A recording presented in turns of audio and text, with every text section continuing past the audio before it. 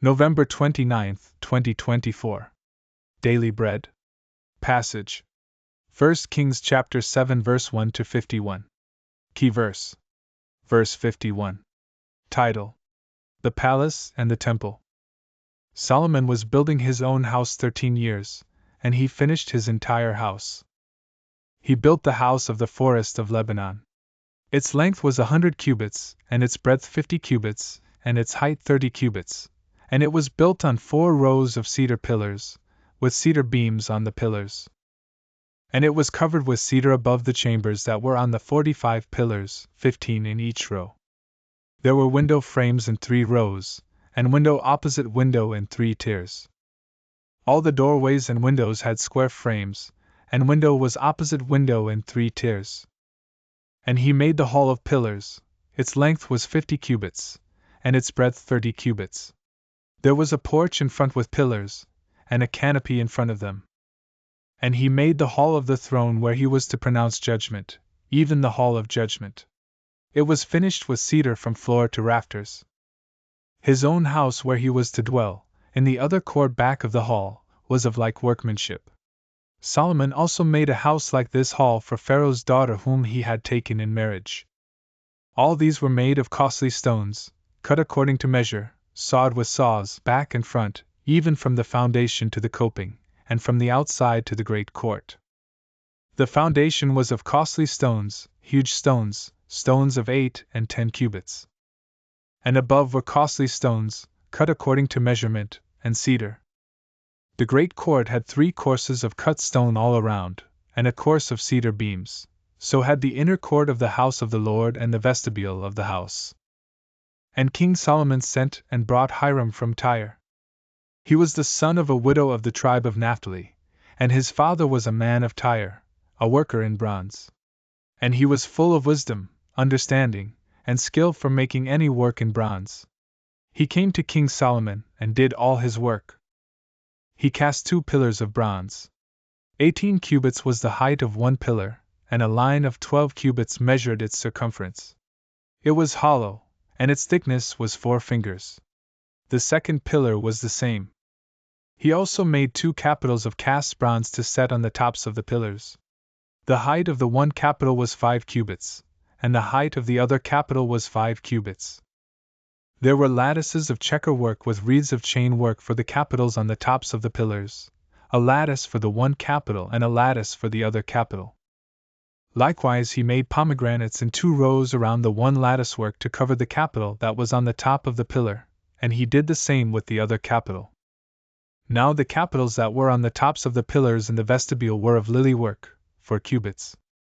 The capitals were on the 2 pillars and also above the rounded projection which was beside the lattice work.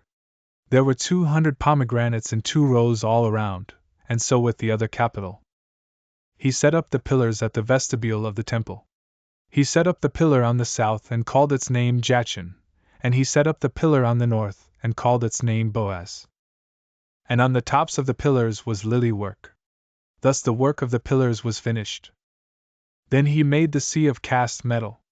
It was round, 10 cubits from brim to brim, and 5 cubits high, and a line of 30 cubits measured its circumference. Under its brim were gourds, for 10 cubits, compassing the sea all around. The gourds were in 2 rows, cast with it when it was cast. It stood on 12 oxen, 3 facing north, 3 facing west, 3 facing south, and 3 facing east. The sea was set on them, and all their rear parts were inward. Its thickness was a handbreadth, and its brim was made like the brim of a cup, like the flower of a lily. It held 2,000 baths. He also made the 10 stands of bronze. Each stand was 4 cubits long, 4 cubits wide, and 3 cubits high. This was the construction of the stands. They had panels, and the panels were set in the frames. And on the panels that were set in the frames were lions, oxen, and cherubim. On the frames, both above and below the lions and oxen, there were wreaths of beveled work. Moreover, each stand had 4 bronze wheels and axles of bronze, and at the 4 corners were supports for a basin. The supports were cast with wreaths at the side of each. Its opening was within a crown that projected upward 1 cubit. Its opening was round, as a pedestal is made, a cubit and a half deep. At its opening there were carvings, and its panels were square, not round. And the 4 wheels were underneath the panels. The axles of the wheels were of one piece with the stands, and the height of a wheel was a cubit and a half. The wheels were made like a chariot wheel, their axles, their rims, their spokes, and their hubs were all cast.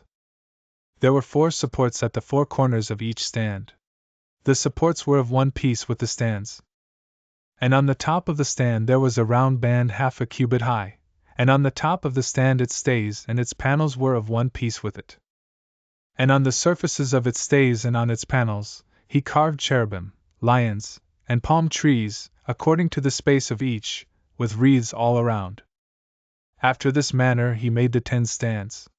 All of them were cast alike, of the same measure and the same form. And he made 10 basins of bronze.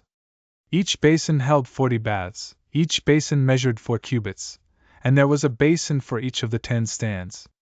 And he set the stands, 5 on the south side of the house, and 5 on the north side of the house. And he set the sea at the southeast corner of the house.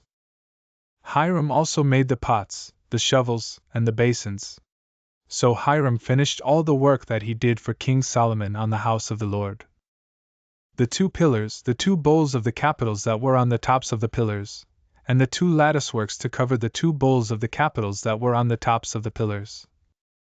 And the 400 pomegranates for the 2 latticeworks, 2 rows of pomegranates for each latticework, to cover the 2 bowls of the capitals that were on the pillars. The 10 stands and the 10 basins on the stands. And the 1 sea, and the 12 oxen underneath the sea. Now the pots, the shovels, and the basins, all these vessels in the house of the Lord, which Hiram made for King Solomon, were of burnished bronze. In the plain of the Jordan the king cast them, in the clay ground between Succoth and Zarethan. And Solomon left all the vessels unweighed, because there were so many of them, the weight of the bronze was not ascertained. So Solomon made all the vessels that were in the house of the Lord, the golden altar, the golden table for the bread of the presence, the lampstands of pure gold, 5 on the south side and 5 on the north, before the inner sanctuary, the flowers, the lamps, and the tongs of gold, the cups, snuffers, basins, dishes for incense, and fire pans, of pure gold, and the sockets of gold, for the doors of the innermost part of the house, the most holy place, and for the doors of the nave of the temple. Thus all the work that King Solomon did on the house of the Lord was finished. And Solomon brought in the things that David his father had dedicated, the silver, the gold, and the vessels, and stored them in the treasuries of the house of the Lord. Daily Bread Message. These verses describe the building of Solomon's temple and the furnishing inside of the temple. We also get a glimpse of Solomon's unfortunate slip in his spiritual condition. The palace Solomon had built for himself, and his queen was massive and beautiful. The palace of the Forest of Lebanon dominated the Jerusalem landscape. It took twice as long to build as the temple did. The palace had a series of buildings, including a separate palace for his wife. Its size and complexity and Solomon's marriage to Pharaoh's daughter were troubling signs for where Solomon was spiritually. Solomon was double-minded. One cannot serve both God and anything or anyone else. Solomon brought from Tyre a man named Hiram, whose mother was a Jew. It was his mission to complete the furnishings of the temple. He made elaborate bronze pillars for the temple, the seat which rested on 12 bulls, and many instruments of worship. They included cups, sprinkling bowls, and shovels for the temple. When everything was completed, Solomon brought in all the things his father David had dedicated, bringing together new and old treasures.